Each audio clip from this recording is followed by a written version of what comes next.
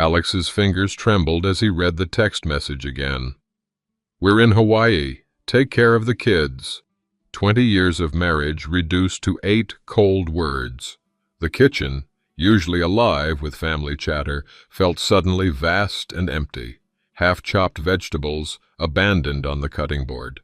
The pasta water boiled over, hissing against the stovetop like his racing thoughts. A sob caught in his throat as he glanced at the family calendar where Rachel had penciled date night for Friday.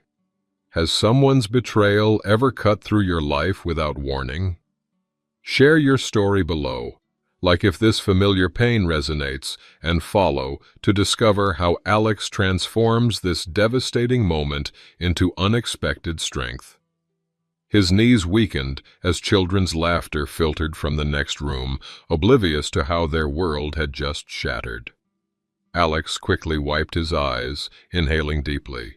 He had 4 innocent reasons to keep standing, even as his heart collapsed under the weight of Rachel's goodbye. Alex's fingers trembled as he read the text message again. "We're in Hawaii. Take care of the kids." 20 years of marriage reduced to 8 cold words. The kitchen, usually alive with family chatter, felt suddenly vast and empty.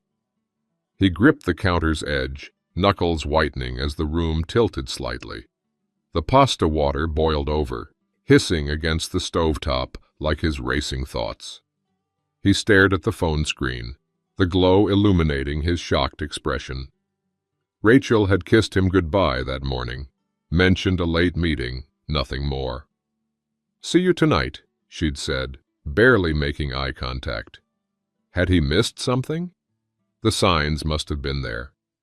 His mind raced through recent weeks, her distraction, the late nights. Her password suddenly changed on her laptop. A small sob caught in his throat as he glanced at the family calendar on the refrigerator. Rachel's handwriting marked tomorrow as Emma's algebra test, little Michael's dentist appointment next week. How could she just leave them, leave him? He blinked rapidly, determined not to break down. "Dad, is dinner ready yet?" Emma called from the living room, the sound of cartoons in the background where the younger children played. 5 more minutes, he answered, voice impressively steady, despite the earthquake happening inside. "Not now. Hold it together for them." He turned down the burner where pasta water had boiled over, automatically wiping the spill with a dish towel. The sauce spoon slipped from his other hand, splattering red against the white tile floor like a wound.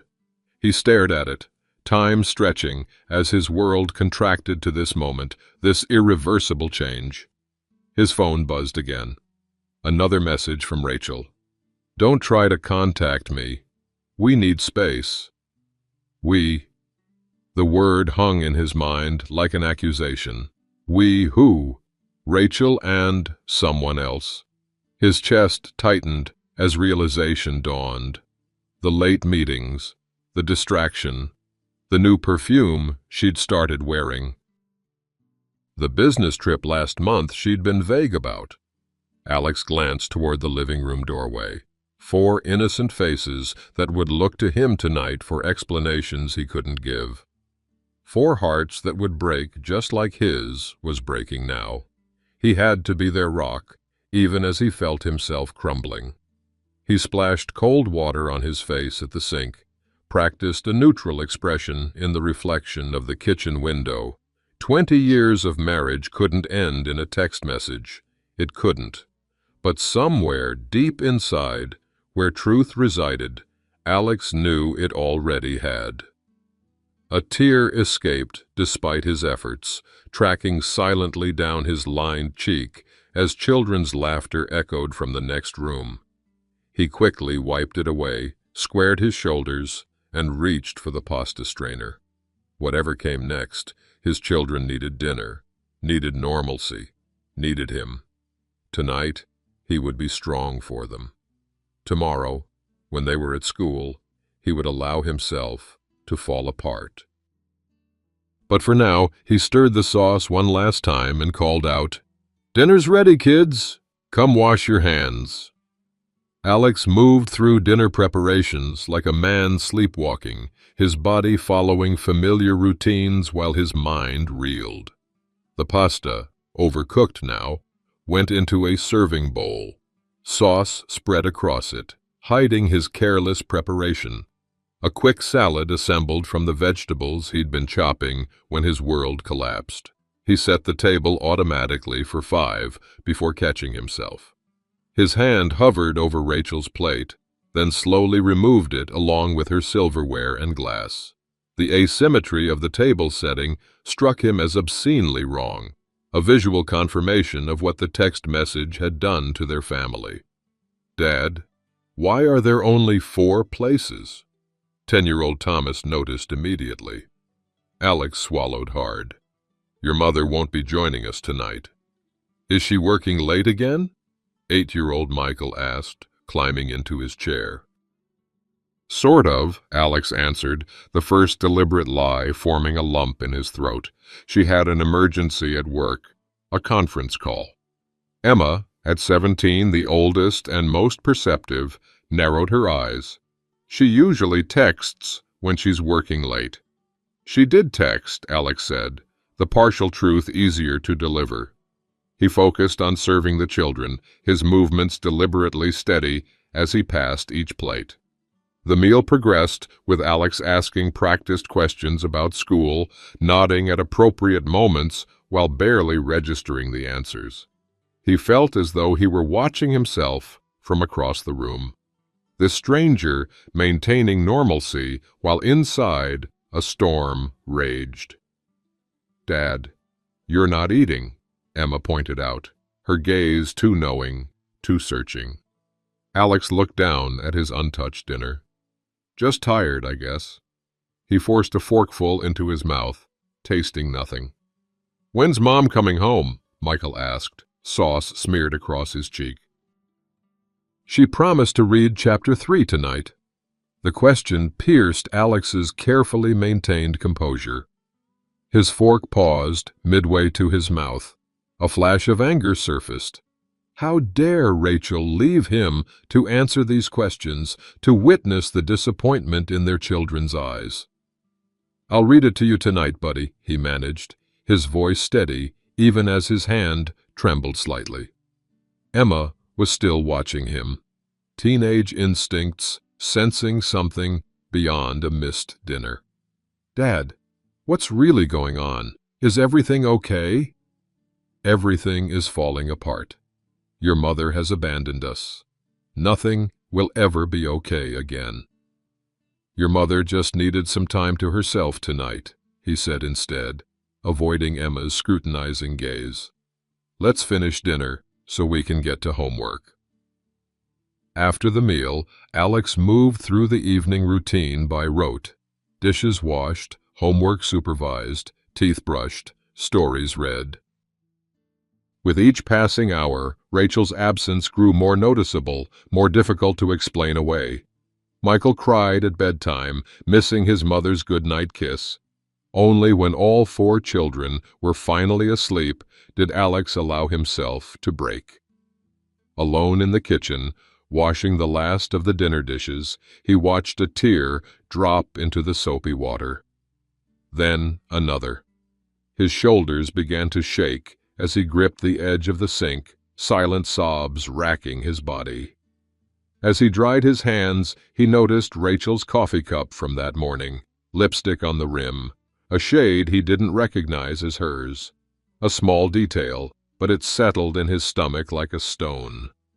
The first physical evidence that something had been wrong long before the text message. Alex picked up his phone, thumb hovering over Rachel's contact. He needed answers, explanations, but her final text echoed in his mind. "Don't try to contact me. We need space. With shaking hands, he set the phone down and headed toward the home office.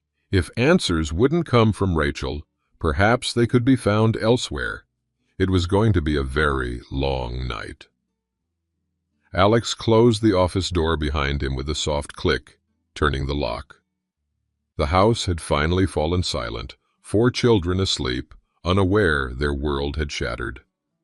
Outside, rain had begun to fall, gentle drops tapping against the window like a hesitant question. He sank into the desk chair, the leather creaking beneath his weight. On the desk sat their shared laptop, closed like a vault of secrets. Beside it, a framed wedding photo caught the moonlight filtering through the blinds. Younger versions of themselves smiling, Rachel's hand resting on his chest, his arm around her waist. 20 years ago. A lifetime. Alex opened the laptop, the screen's blue glow illuminating his exhausted face. Rachel's email was still logged in. She'd been using it that morning before leaving for work. His finger hovered over the inbox icon, a momentary moral hesitation gripping him. They had never invaded each other's privacy before. But she's the one who broke trust first. He clicked. Scrolled. Breath caught in his throat. Daniel Rossi, her co-worker from the marketing department. Dozens of emails spanning months. He opened the earliest one from January, innocuous enough. A lunch meeting follow-up. By February, the tone had changed. Inside jokes. Personal comments. March brought the first "I miss you" exchange.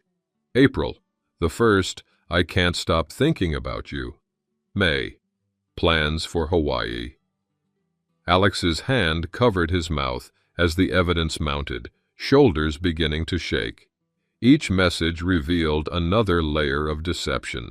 Another moment, Rachel had sat across from him at dinner, looked into his eyes, and lied. He found hotel confirmations, flight bookings for 2, a detailed itinerary for a 2-week stay. Then he saw it, an email from 3 days before their anniversary dinner last month. Hardest night coming up.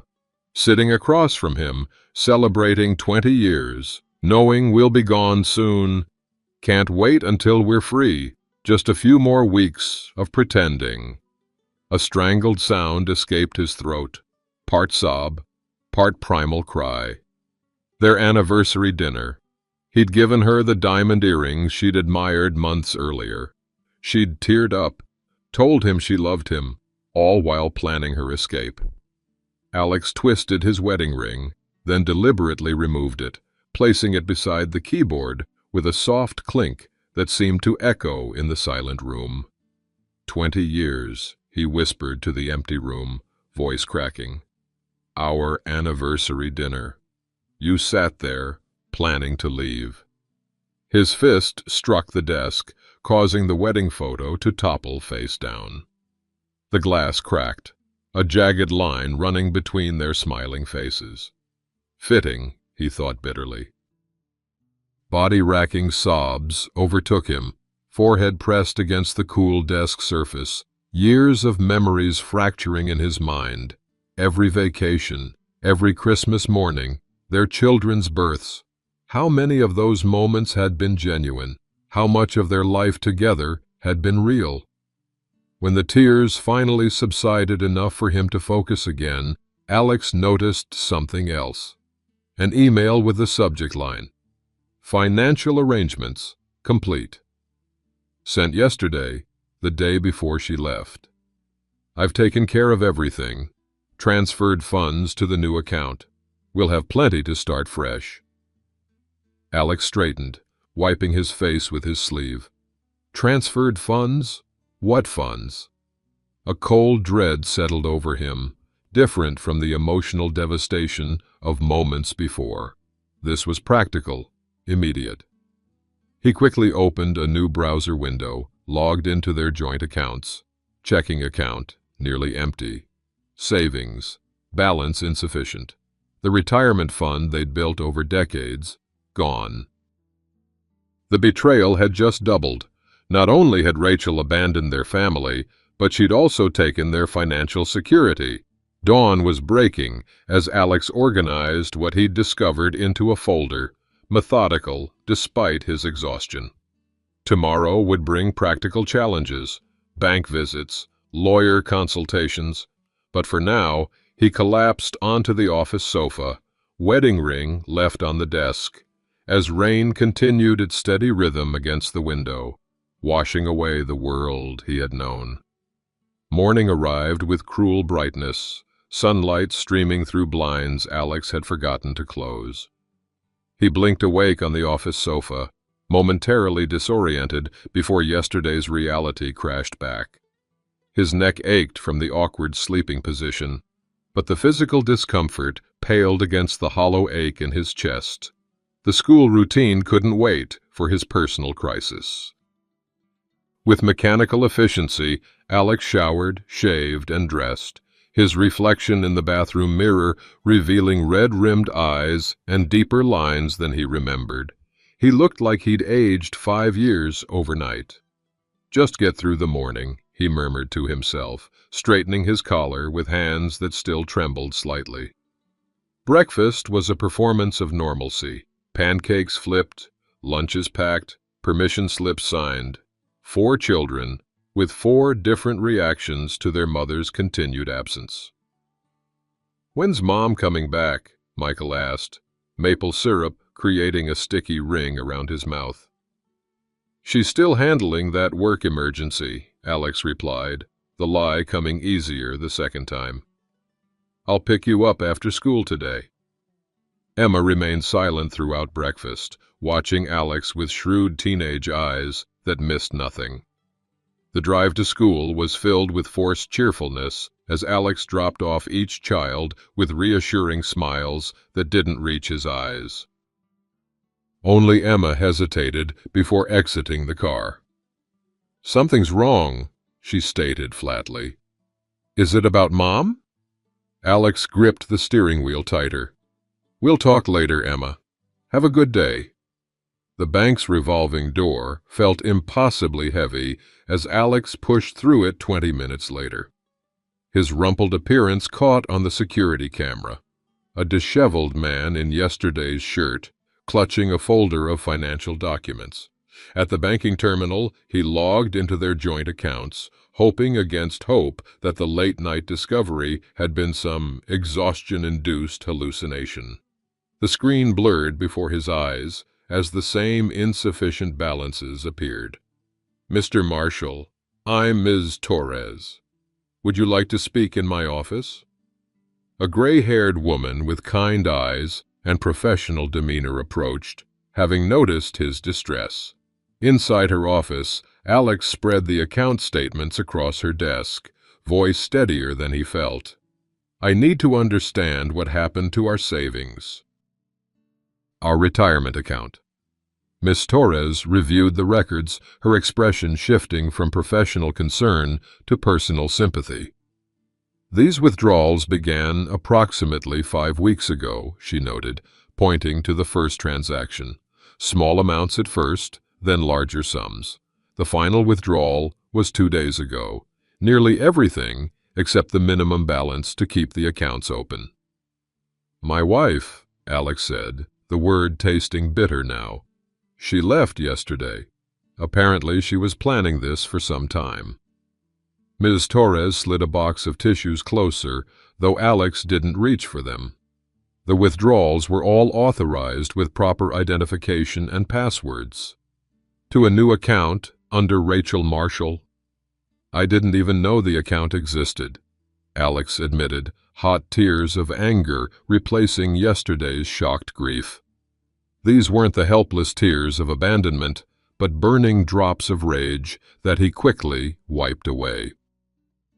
"I can see the transfer destination was an account at First Regional under the name Rachel Winters." Ms. Torres looked up. "Her maiden name?" Alex nodded, another piece clicking into place. "The account. Is there any way to contest the transfers? That's our retirement, our children's college funds. I'll need to involve our legal department. These were joint accounts, which legally means either party can withdraw." She hesitated. "Mr. Marshall, have you spoken with a lawyer? This situation requires more than banking assistance."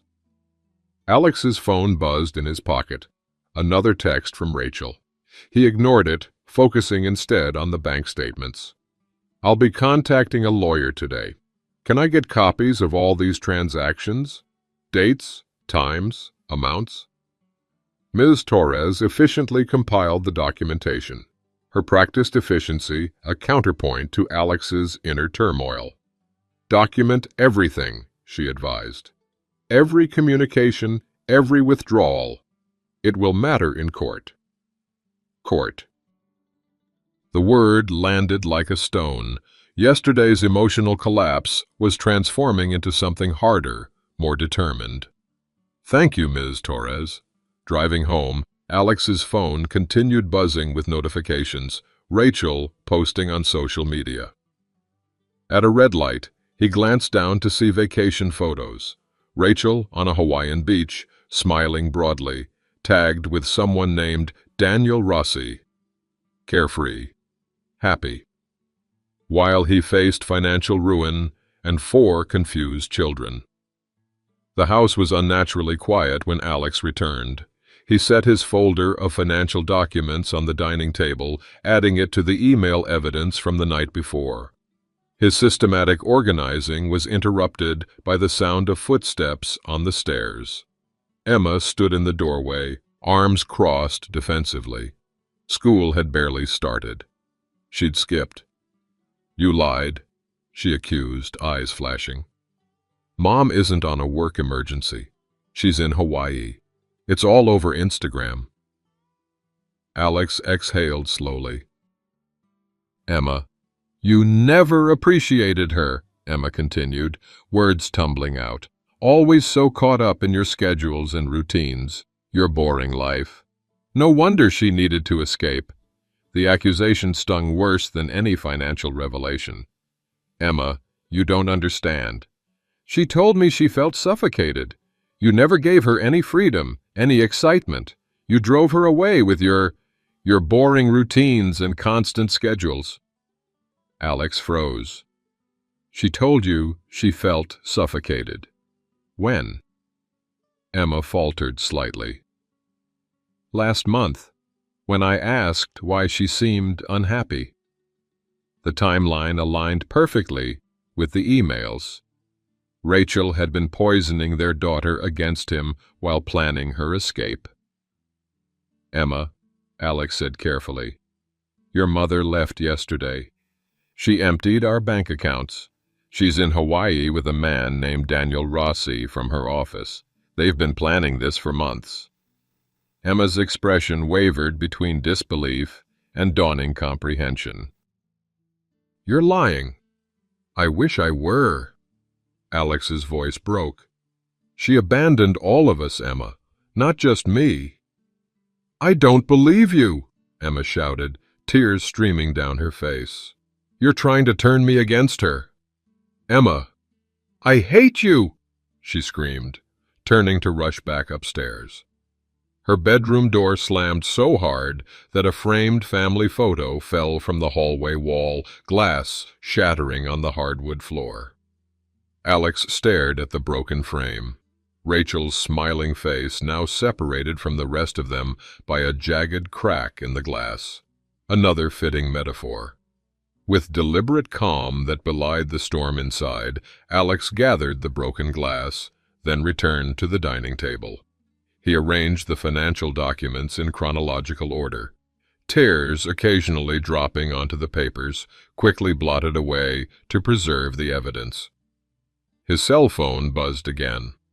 With steady hands that surprised him, Alex picked it up and blocked Rachel's number. Then he reached for the business card Mrs. Torres had given him. His lawyer friend Richard's number was the next call. The tears of shock had dried. The tears of grief had subsided.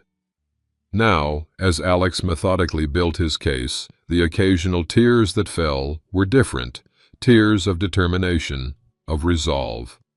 Rachel had taken his past. She would not take his children's future.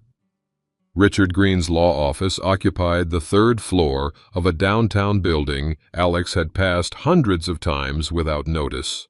Today, the brass nameplate beside the door represented something he'd never imagined needing: legal protection from the woman he'd shared his life with for 20 years. "I wish we were meeting under better circumstances," Richard said, rising from behind his desk to grasp Alex's hand. They had been friends since college, though their busy lives had reduced their contact to occasional birthday messages and Christmas cards. "So do I," Alex replied, sinking into the leather chair opposite Richard's desk. He placed his folder of evidence between them: financial records, email printouts, text messages, the documentation of betrayal growing thicker by the hour. Richard reviewed the materials with professional detachment that gradually gave way to personal concern.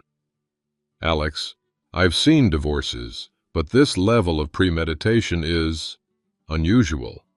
The calculated financial withdrawal pattern suggests careful planning." "She'd been transferring money for over a month," Alex confirmed, his voice steadier than he felt, "while sitting across from me at dinner every night." Richard nodded, making notes in a legal pad. "The abandonment aspect is significant for custody considerations. She left 4 minor children without arrangement or apparent concern for their welfare." The word custody hit Alex with unexpected force. Despite everything, he hadn't fully processed that their children would become legal pawns. "I want full custody," Alex stated firmly. "She abandoned them without a backward glance." Richard leaned forward, removing his glasses. "Are you sure about pursuing full rather than joint custody? It's a more aggressive position. She's in Hawaii with her lover, Richard. She emptied our accounts and left 4 children with a text message. What kind of mother does that?" The anger in Alex's voice surprised even him.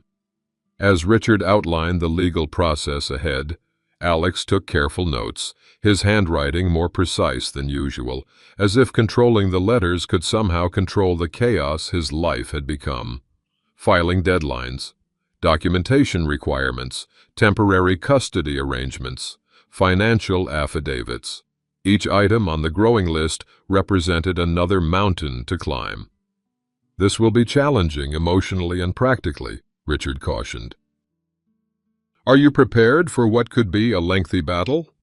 Alex thought of Emma's accusations that morning, the younger children's confusion, the empty accounts, the broken trust.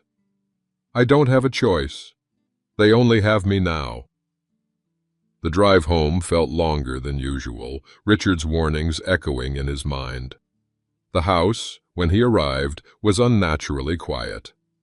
A note on the counter from Mrs. Jenkins next door explained she had picked up the younger children from school, as arranged. Emma's backpack was missing, still avoiding coming home. Alex moved through the empty rooms, the afternoon silence oppressive. In the master bedroom, Rachel's closet stood half empty, the remaining clothes a mockery of normal life. Her nightstand still held her reading glasses, a tube of hand cream, last month's book club selection with a bookmark at page 73, the ordinary remnants of someone who had no intention of returning for them. Emma's bedroom door remained firmly shut when she finally returned home, her footsteps heavy on the stairs, the slam of her door a clear message. Alex stood outside, hand raised to knock, then lowered it. Pushing now would only drive her further away. Dinner that night was a strained affair. The younger children sensed the tension, their usual chatter subdued. Thomas asked again when their mother would return. Michael cried when Alex couldn't give a satisfactory answer. Emma remained silent, pushing food around her plate without eating. "Emma, you need to eat something," Alex said gently. "I'm not hungry," she muttered, avoiding his gaze. "Emma, just leave me alone." She shoved back from the table, the screech of chair legs against tile making everyone flinch. "Stop pretending everything's normal when it's not." Alex glanced at the younger children's frightened faces. "Emma, please. Not now." "When then?" "When are you going to admit that Mom is gone because of you?" Emma's voice rose, tears streaming down her face. You made her miserable with your boring life and your stupid routines and your— Emma! Alex's sharp tone silenced her momentarily. This isn't the time or place. Your brothers don't need— they need their mother, and she's gone because you weren't enough for her. Emma's words struck like physical blows. I hate you. I wish I could live with Mom instead of being stuck here. She stormed from the room, leaving stunned silence in her wake. Michael began to cry again, Thomas following suit. Only 12-year-old Lily remained dry-eyed, reaching for her father's hand across the table with intuitive compassion.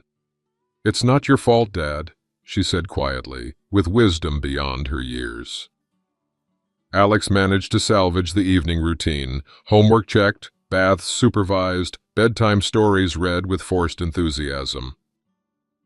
Only when all 4 children were finally asleep did he allow himself to step onto the back porch, sinking into the old wooden swing that had comforted generations of their family. The night enfolded him in darkness as gentle rain began to fall.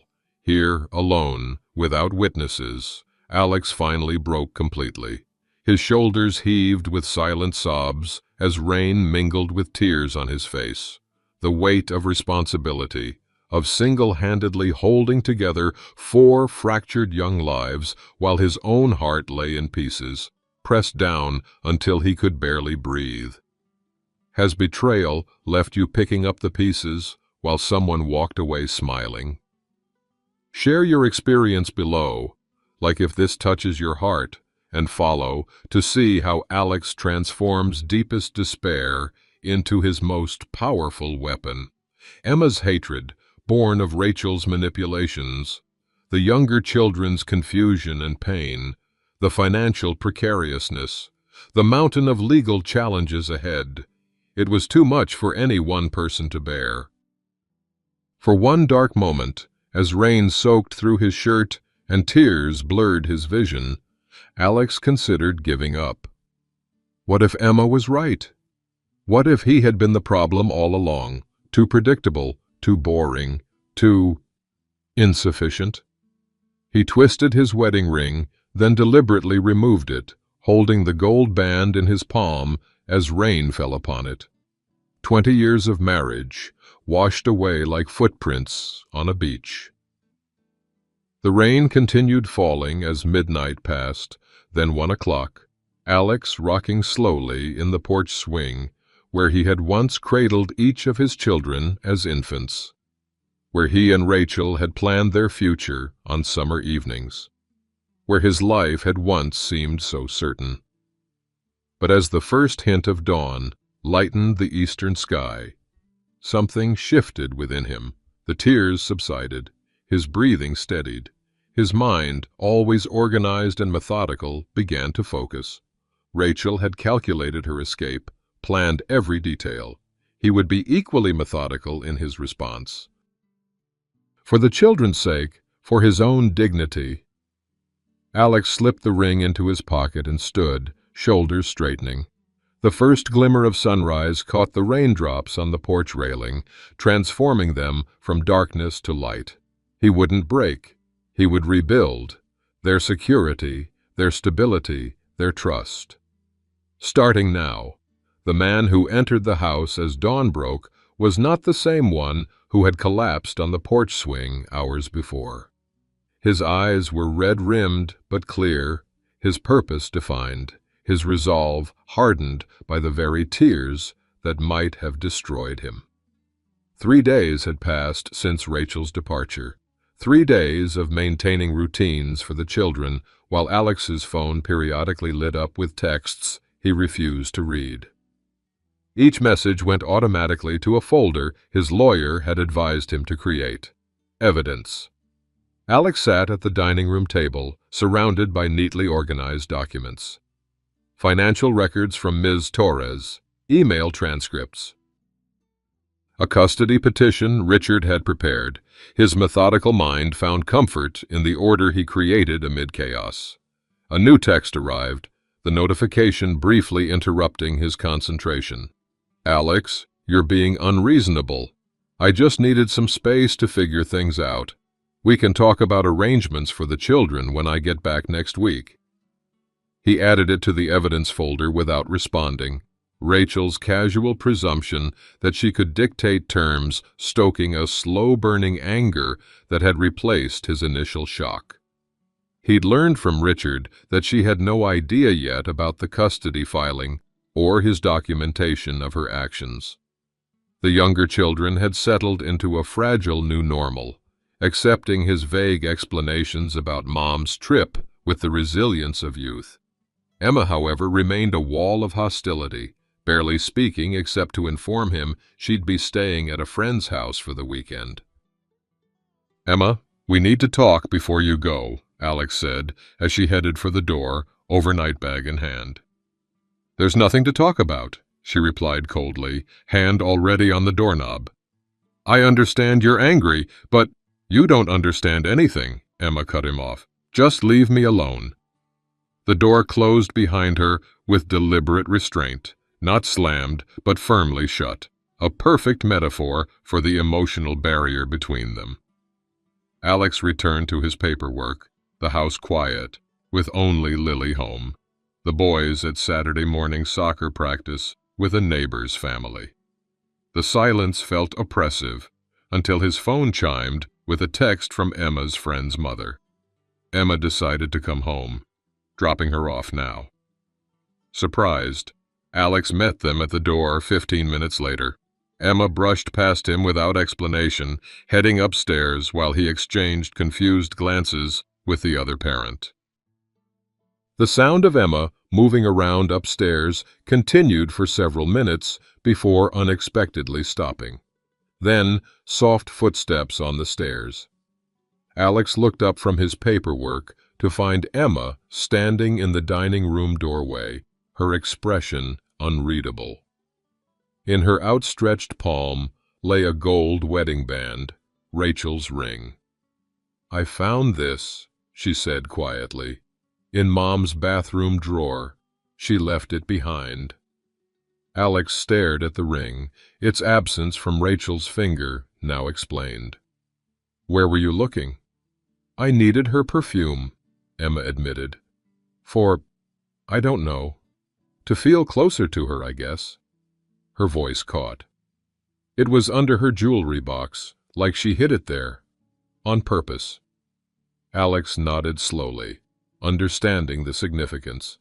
Rachel had removed her wedding ring before leaving, another piece of premeditation. "You should see this too," Emma said, pulling out her phone and opening Instagram. She handed it to Alex, showing Rachel's latest post, her and Daniel on a Hawaiian beach, his arm around her waist, both wearing matching new sunglasses that Alex recognized from a conversation months ago. Rachel had admired them in a magazine, and he'd planned to surprise her with a pair for her upcoming birthday. "She looks happy," Emma said, her voice small and confused. "How can she look so happy when everything here is falling apart?" The question hung between them, Emma's certainty visibly crumbling as she stood awkwardly in the space between accusation and understanding. "Emma," Alex said carefully, "I know your mom told you she felt suffocated here. Did she tell you about Daniel?" Emma shook her head, tears forming. "She said she just needed to find herself again, that you didn't understand her anymore." She looked down at the ring still in her palm. "But she was already planning to leave with him, wasn't she?" "Even when she told me those things?" "Yes," Alex answered simply. "She was. She lied to me." Emma's voice cracked on the last word, the realization striking her fully. "She used me against you. Emma, I said such terrible things to you." The tears spilled over now, tracking down her cheeks. "I blamed you because that's what she wanted me to believe." Alex stood, moving around the table toward his daughter. "You didn't know." "I should have known. The way she was always on her phone, smiling at texts, how she'd change the subject when I asked questions." Emma looked up, her face a mirror of Alex's own pain. "I'm so sorry, Dad. I'm so sorry I didn't believe you." The wall between them crumbled as Emma collapsed against her father's chest, shoulders shaking with sobs. Alex wrapped his arms around her, his own tears falling into her hair as they shared their first moment of honest grief together. "I said I hated you," Emma whispered against his shirt. I don't hate you." "I know," Alex assured her, holding her tighter. "I know you don't." They stayed that way for several minutes, the healing power of truth beginning its slow work. When Emma finally stepped back, wiping her eyes, she noticed the organized documentation on the table. "What is all this?" "Evidence," Alex explained, "for the custody hearing." Emma's eyes widened. "There's going to be a custody hearing. Your mother left the country without arranging for your care. She emptied our bank accounts." Alex gestured to the paperwork. "I'm filing for full custody of all 4 of you." Emma was quiet for a moment, processing this. Then she picked up one of the emails, the one about Rachel's anniversary dinner deception, reading it with growing horror. "She was planning it even then, when we all went out to celebrate 20 years? Alex nodded. "According to the emails, yes."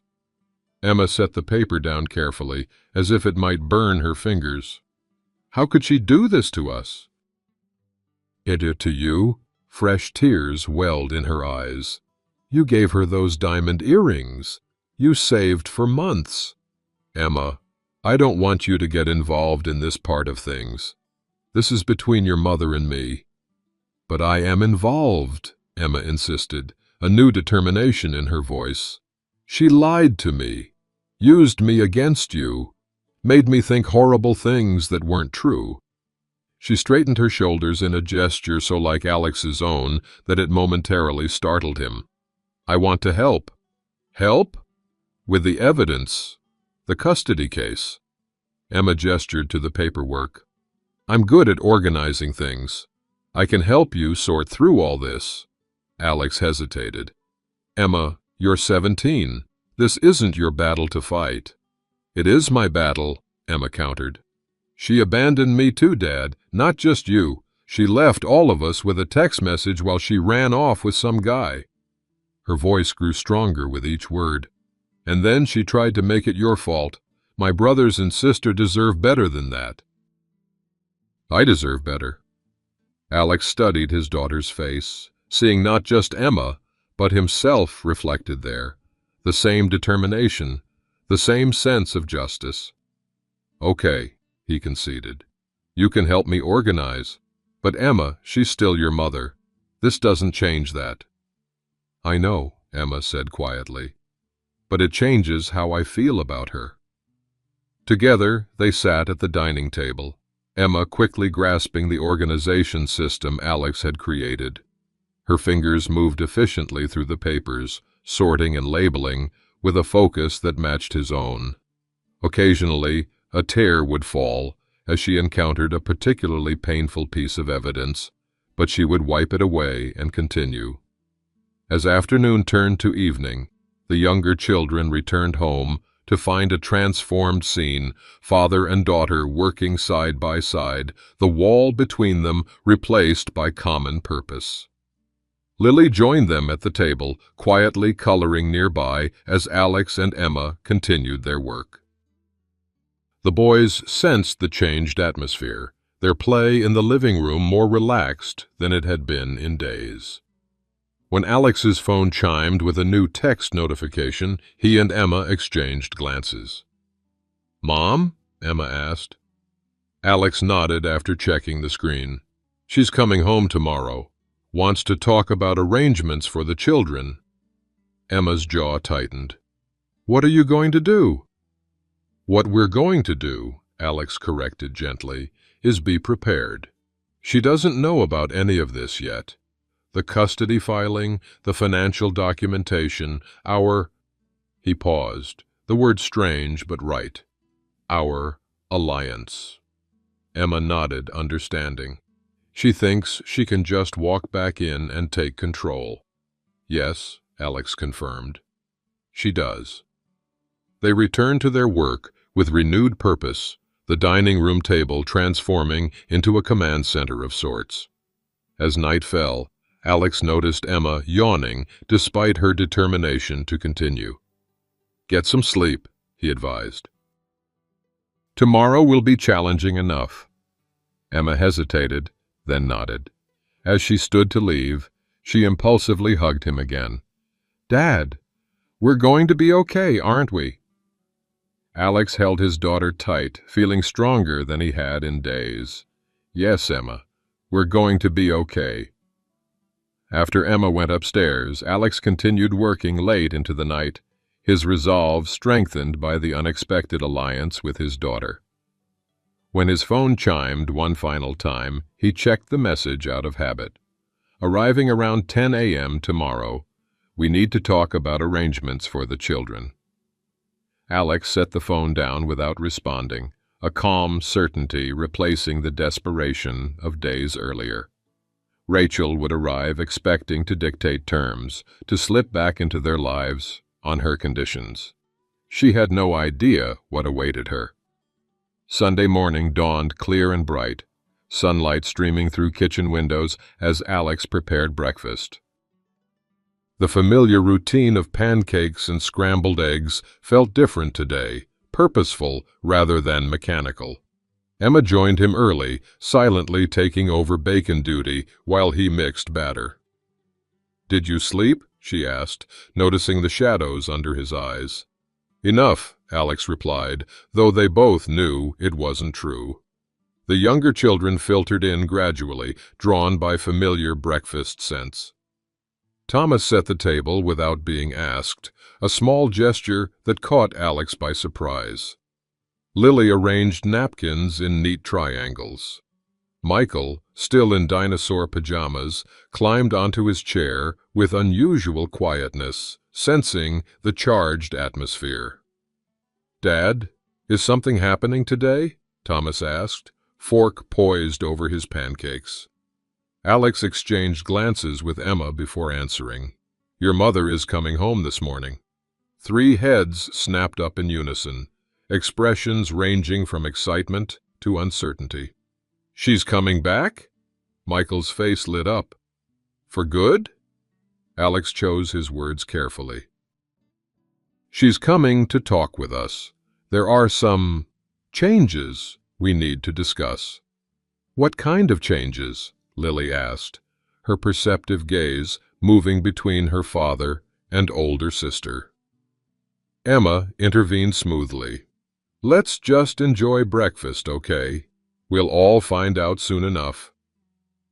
The meal continued with forced normality, though Alex noticed Emma barely ate, pushing food around her plate.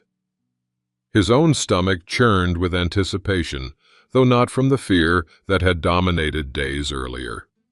This was different, the focused tension before a necessary confrontation. At 9:45, Alex gathered the younger children in the living room. "When Mom arrives," he explained gently, "I need to speak with her alone first. Emma will stay with you upstairs." "But I want to see Mom right away," Michael protested. "I know, buddy." Alex rested a hand on his youngest son's shoulder. "And you will. But first, grown-ups need to talk." Emma shepherded her siblings upstairs with practiced efficiency, whispering something to Thomas that made him nod solemnly. As they disappeared up the staircase, she turned back to her father. "Are you sure you don't want me there?" Her voice was steady, but her fingers twisted nervously at her sleeve. "I'm sure," Alex confirmed. "This first part needs to be just between us." Emma nodded, then impulsively hugged him before following her siblings.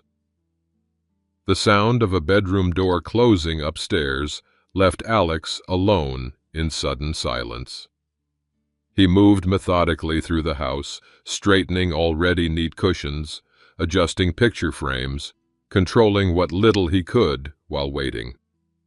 At precisely 10:02, The distinctive sound of Rachel's car pulled into the driveway. Has someone's betrayal forced you to stand your ground when everything was at stake? Comment your experience, like if you've found your courage, and follow now. The courtroom showdown that changes everything is just ahead. Alex positioned himself in the entryway, watching through the narrow window as Rachel approached. She looked tanned and rested, wearing a new outfit he'd never seen before, oversized sunglasses masking her expression until she removed them at the door. A rolling suitcase waited beside her car, clearly expecting to stay. The doorbell rang, a strangely formal sound after 20 years of her simply walking in. Alex took a deep breath and opened the door, positioning himself squarely in the threshold. Rachel's smile faltered slightly at his stance, but recovered quickly. "Alex?" she greeted him, as if returning from a routine business trip. "We need to talk." "Yes, we do," he agreed, making no move to step aside. Her eyes narrowed slightly at his unexpected firmness. "Can I come in? It's my house, too." "No, it isn't," Alex replied evenly. "Not anymore." Rachel's confident demeanor slipped further, genuine surprise crossing her features. "Don't be ridiculous, Alex. Let me in. Where are the kids? I want to see them." "The children are upstairs, and they'll stay there until we've established some ground rules." "Ground rules?" Rachel's voice rose slightly. "What are you talking about? I just needed some time away, some space to think." "In Hawaii, with Daniel Rossi." Alex's voice remained steady. "While emptying our bank accounts." Rachel's expression froze, then shifted to defensive anger. "I see you've been snooping through my personal business." "Your personal business became my business when you abandoned our 4 children without warning and stole our retirement savings." Alex felt a single tear of determination slide down his cheek, quickly wiped away. "Did you really think you could just walk back in and dictate terms?" "This is absurd," Rachel huffed, reaching for the door to push past him. "I'm coming in to see my children." Alex stood firm. "No, you're not today. You can't keep me from my own children." Her voice rose, the facade of calm completely gone now. "I'm their mother, a mother who left them with a text message while stealing their college funds," Alex countered, reaching into his pocket. "These are for you." He extended an envelope containing the custody filing papers Richard had prepared. Rachel stared at it, not taking it. "What is this?" "I'm filing for full custody of our children," Alex explained, voice steady despite the emotion churning within. "On grounds of abandonment and financial malfeasance." Rachel's face paled, then flushed with anger. "You're insane if you think any judge would give you full custody. I needed a break, not a divorce." "A break doesn't involve emptying joint bank accounts and flying to Hawaii with your lover," Alex replied. "Those actions have consequences, Rachel." She snatched the envelope, tearing it open and scanning the contents. Her eyes widened as she read, shock giving way to calculation. "This will never hold up," she insisted, though uncertainty had crept into her voice. "I have just as much right to the children as you do." "Read page 3, Alex suggested. "The financial documentation. Miss Torres at the bank was very helpful." Rachel's expression shifted again as she flipped pages, the full implications dawning. "You've been busy, haven't you?" "I had to be. Our children's security was at stake." "This is vindictive, Alex, punishing me because I needed space." "Stop." Alex's quiet command silenced her. "This isn't about punishment. It's about protecting our children from someone who abandoned them without a second thought, who stole their future security for a Hawaiian vacation with a coworker." Rachel's face hardened. You'll regret this. Daniel's brother is a judge. Good luck with your custody case. Threatening judicial interference, Alex noted calmly. I'll be sure to add that to the file. Rachel thrust the papers back at him. I want to see my children, now. Not today, Alex repeated. My lawyer advised against unsupervised contact until the custody hearing. You can't do this. Rachel's voice rose again, desperation creeping in. They're my children, too. Yes, they are, Alex acknowledged, which makes your abandonment all the more incomprehensible. From upstairs came the sound of a door opening, then footsteps on the stairs. Emma appeared behind her father, her gaze cold as she regarded her mother. Emma! Rachel's tone immediately softened, reaching past Alex. Sweetheart, tell your father this is ridiculous. You know I just needed some time away. Emma's expression remained unmoved. With Daniel Rossi, while emptying our bank accounts, Rachel faltered, clearly not expecting this unified front. Emma, you don't understand adult relationships. I understand lying, Emma interrupted. I understand manipulation. I understand abandonment. Her voice caught slightly. I found your wedding ring in the bathroom drawer. You'd already decided before you left. Rachel's gaze darted between father and daughter, the alliance between them clearly unexpected. Emma, we can talk about this. Just let me in, and we'll sort everything out. There's nothing to sort out, Emma replied, her hand coming to rest on her father's shoulder in solidarity. You made your choice when you left. Now we're making ours. Rachel's expression hardened again. Fine. If that's how you want to play this, I'll see you both in court. She turned to leave, then looked back. Tell your brothers and sister I tried to see them, but your father wouldn't allow it. We'll tell them the truth, Emma responded. All of it. As Rachel stormed back to her car, Alex gently closed the door. He turned to find Emma trembling slightly, the bravado of moments before giving way to emotion. You did well, he told her softly. Emma nodded, tears threatening, but held back. So did you. Upstairs, 3 confused faces peered down from the landing, having heard raised voices, but not the words. Alex looked up at his younger children, heart heavy with the knowledge that their innocent understanding of family had been forever altered. Dad? Thomas called down. Is Mom gone? Yes, Alex answered simply. She's gone. But we're still here. Together. He extended his arm, and Emma moved into his embrace. They stood that way for a moment, father and daughter united in both pain and resolve, while upstairs 3 siblings watched with confusion, gradually giving way to understanding. The battle had only just begun, but the first stand had been made, together. The county courthouse stood imposing against the morning sky, its stone columns and broad steps lending gravity to the proceedings about to unfold inside. Alex straightened his tie, a nervous gesture more for himself than appearances. Beside him, Richard reviewed notes one final time before they entered. Remember what we discussed, his lawyer and friend advised. Stay calm, answer only what's asked, and let the evidence speak for itself. Alex nodded, his gaze catching on Emma waiting nearby with Miss Torres, who had agreed to accompany her. His daughter had insisted on testifying despite his initial reluctance. At 17, the court would consider her perspective significant. Are you ready?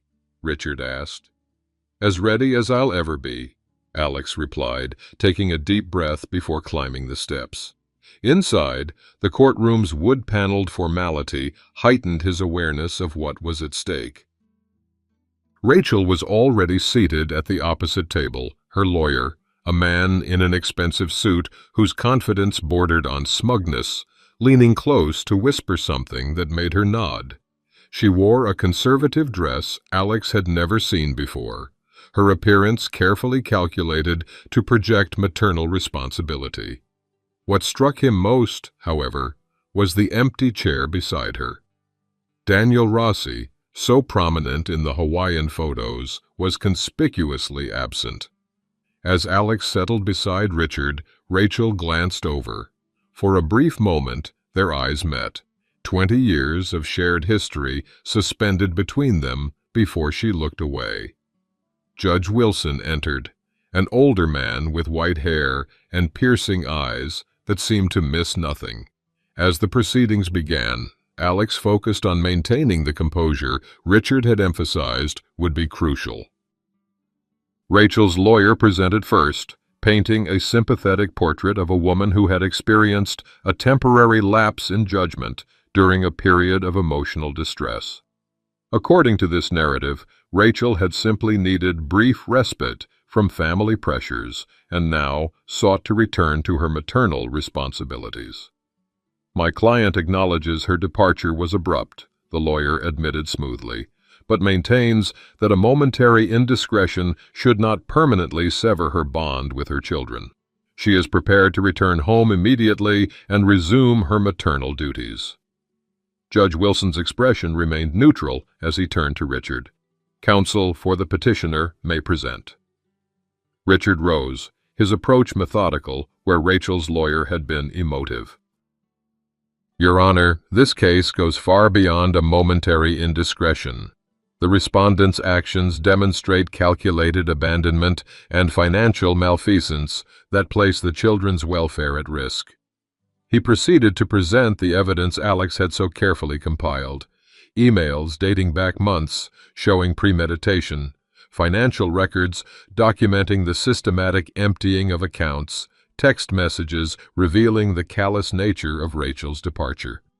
"The timeline is critical, Your Honor," Richard emphasized, displaying a chart of withdrawals alongside email dates. Each financial transfer coincides precisely with planning communications between the respondent and her paramour, demonstrating this was no impulsive act but a calculated desertion. Judge Wilson leaned forward, studying the financial records with particular interest. "These withdrawals began well before the respondent's departure." 5 weeks prior, Your Honor," Richard confirmed. "The final transfer occurred one day before she left the country." The judge turned toward Rachel.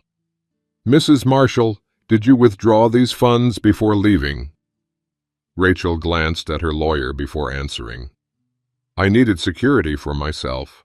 I was uncertain about my future. While leaving your husband and 4 children without financial resources." Judge Wilson's tone remained neutral, but his question cut to the heart of the matter.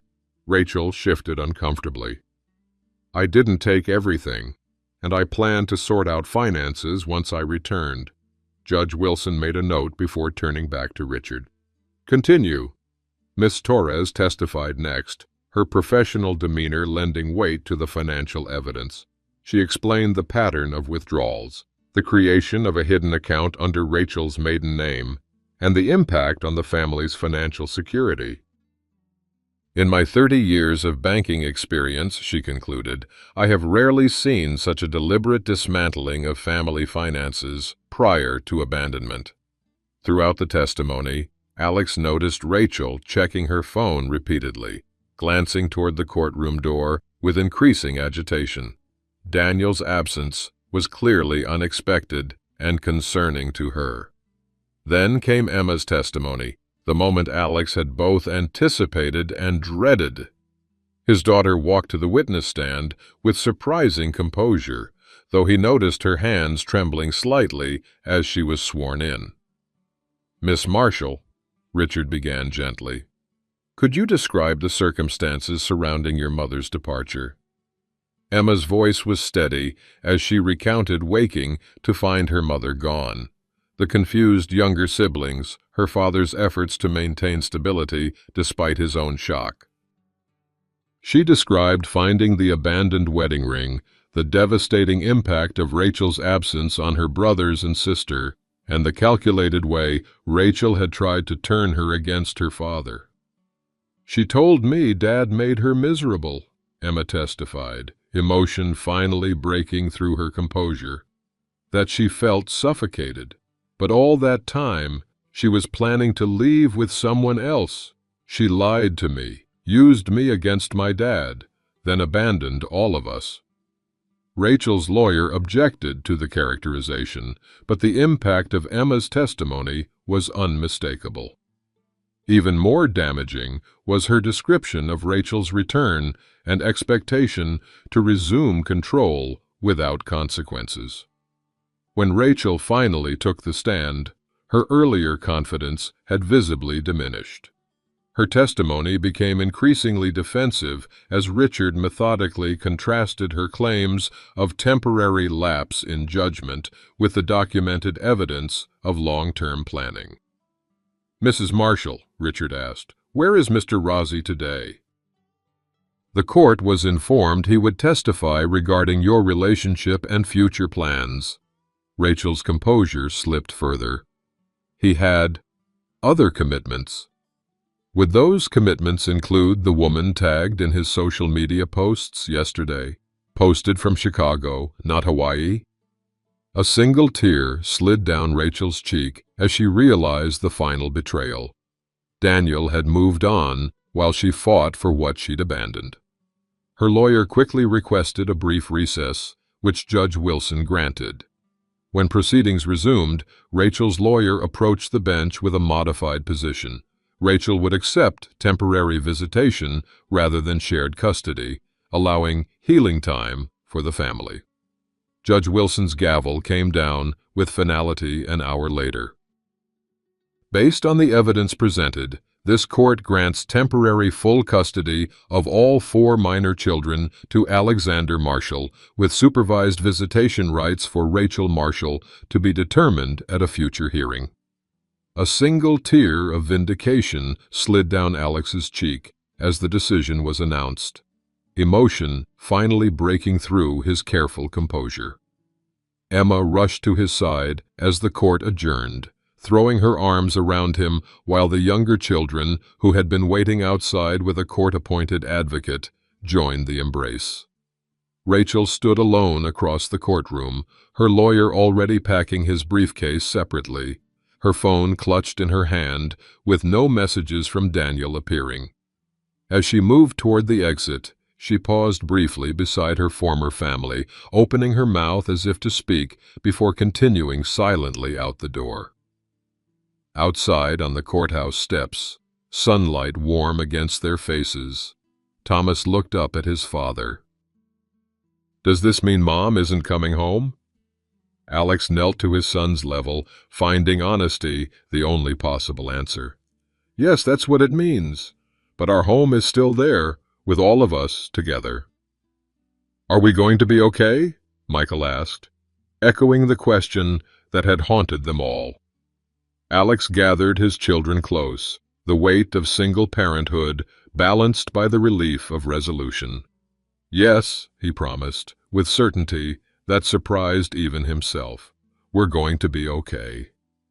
As they descended the courthouse steps together, Alex noticed Rachel standing alone by her car across the parking lot, watching them. Their eyes met briefly across the distance, 20 years of shared history, 4 children between them, and a future irrevocably altered.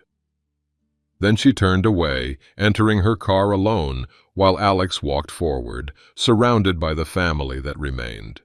The victory brought no joy, only vindication and the beginning of healing.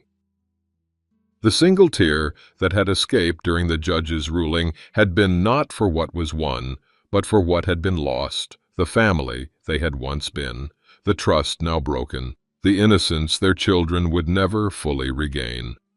But as they walked to the car together, Emma's arm linked through his, Thomas and Michael racing ahead while Lily held his hand, Alex felt something unexpected beneath the complex emotions of the day. Hope. not for reconciliation or returning to what was, but for building something new from what remained, something perhaps stronger for having been broken and carefully mended. Justice had been served, not as punishment, but as protection. The hardest battle was won. Now, the real work of rebuilding could begin. 3 months after the custody hearing, Alex stood at the stove stirring spaghetti sauce, the familiar rhythm of dinner preparation now comforting rather than painful. The kitchen had become command central for their reconfigured family. Homework supervised at the table, weekly schedules posted on the refrigerator, family meetings held over dessert. "Dad, is the sauce almost ready?" Lily called from the dining room where she was setting the table. "Thomas is starving," according to his very dramatic announcements. "5 more minutes," Alex replied, smiling at the echo of words spoken that first devastating evening. The same phrase, yet everything around it transformed. The table Lily arranged now had 5 settings again, though not for Rachel. Emma's boyfriend Jake had become a regular Sunday dinner guest, his easy humor and respectful manner a welcome addition to their healing household. "Need any help?" Emma appeared beside him, reaching for plates. "I've got it under control," Alex assured her. "How's that college application coming?"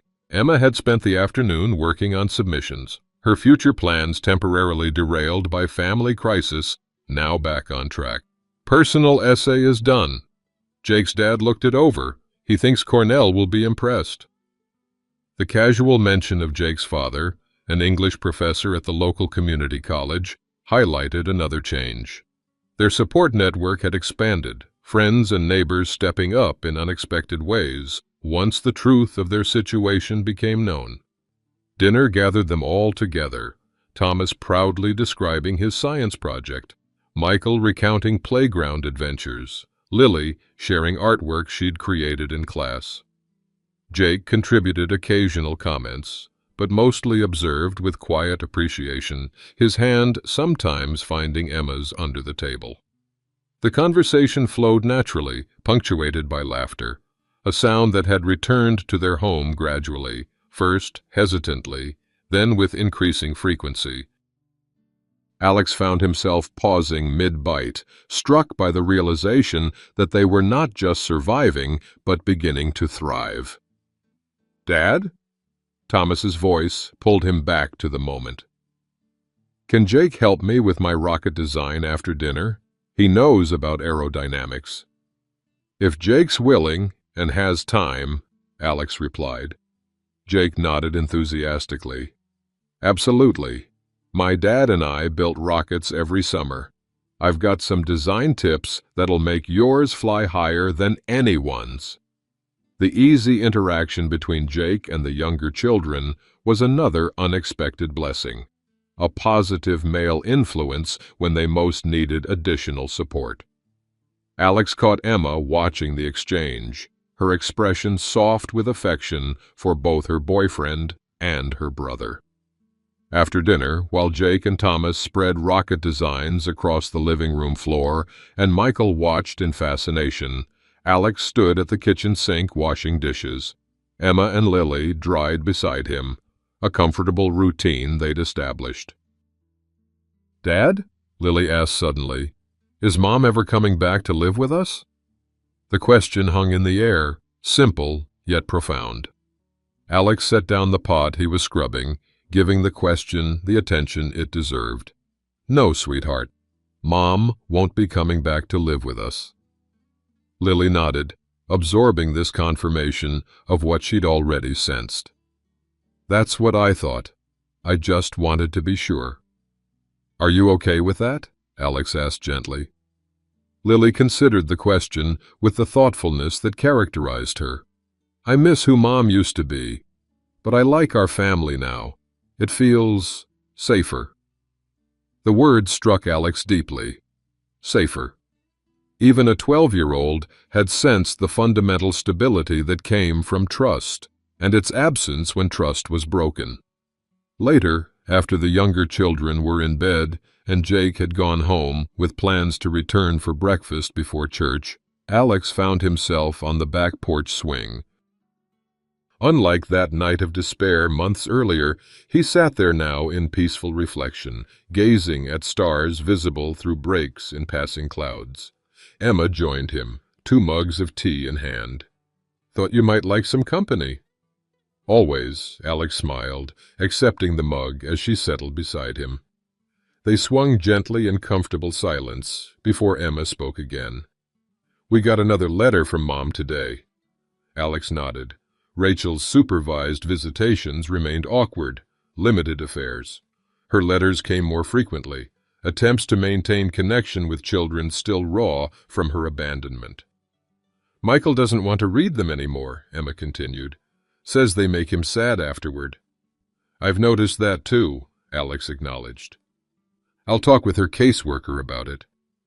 Another comfortable silence fell between them, broken only by the gentle creak of the swing's chains. "Cornell's a long way from home," Alex finally said, voicing the thought that had been weighing on him since Emma's applications began. Emma turned to him, understanding immediately. "I'm also applying to state. It's a good school, too, and only an hour away." "Emma, I don't want you limiting your options because of what happened. If Cornell is your dream—" "It's not about Mom," Emma interrupted. "Or not entirely, anyway. It's about what I've learned these past months." She looked out at the backyard where all 4 siblings had played throughout their childhood. "Family matters. Being there for each other matters. I'm not giving up opportunities. I'm prioritizing what's important." Alex felt a surge of pride mixed with concern. "You're 17. You shouldn't have to shoulder adult worries." "I'm not," Emma assured him. "I'm making choices based on what I value." "That's what growing up is, right?" The wisdom in her words reminded Alex how much his oldest child had matured through their family crisis. Not just Emma.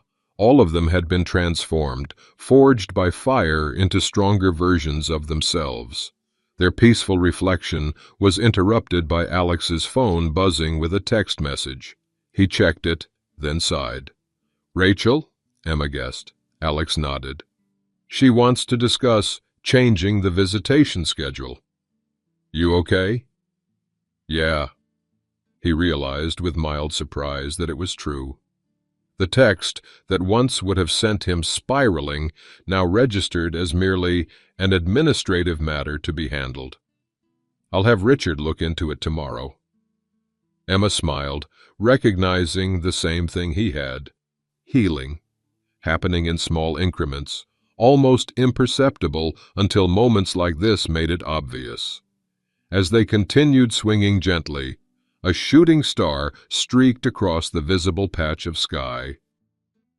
Alex made a silent wish, not for what was lost, but for what remained and what could still grow. The tear that slid down his cheek surprised him, different from all the tears that had come before. Not shock, not grief, not anger or vindication.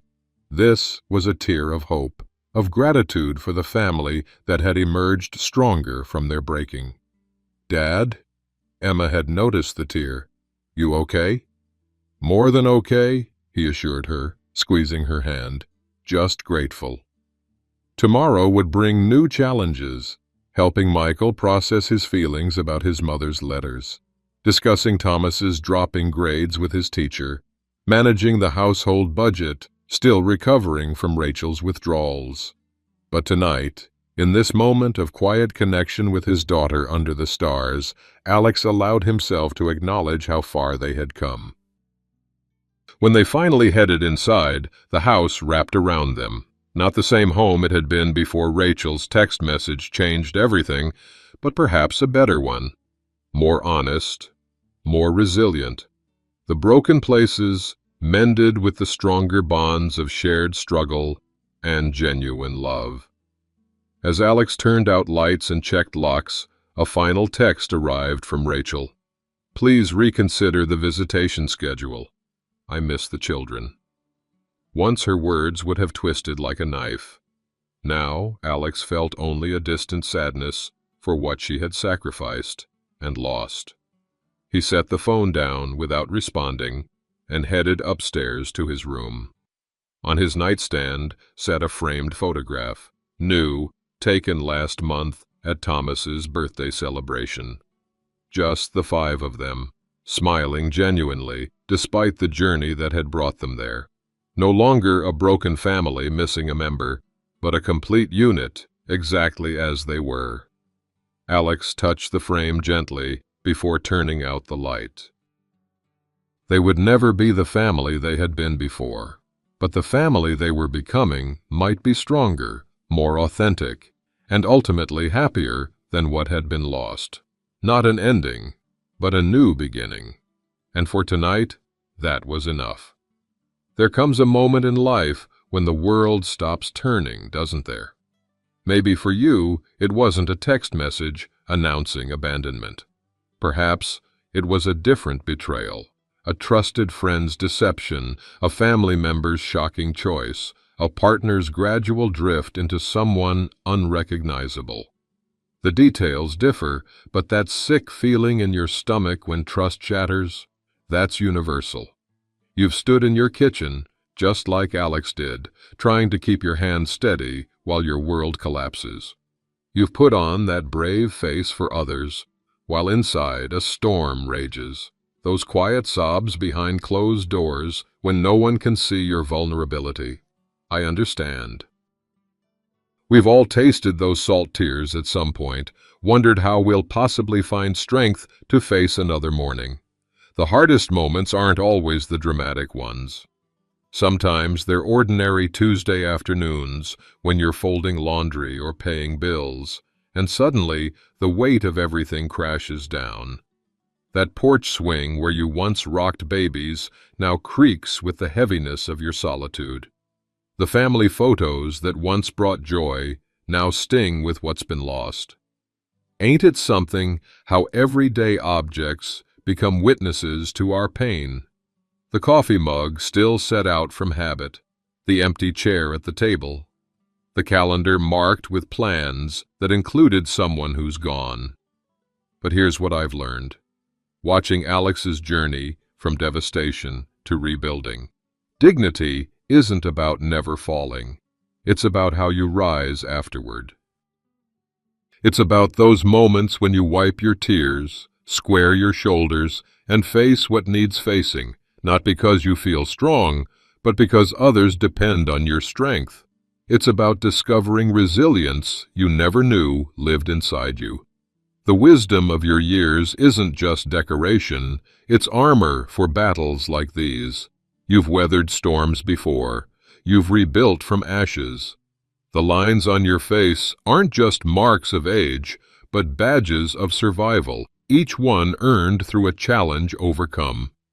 When betrayal comes calling, that hard-earned wisdom becomes your most powerful ally. Remember this, broken families don't always stay broken. Sometimes they rebuild into something stronger, more authentic than before. Different, yes. Scarred, certainly, but whole in ways that matter most. The evening star still shines after the darkest day. The porch swing still holds you up. And your heart, though bruised, still knows how to beat with purpose, with love, with hope. Your story isn't over yet, not by a long shot.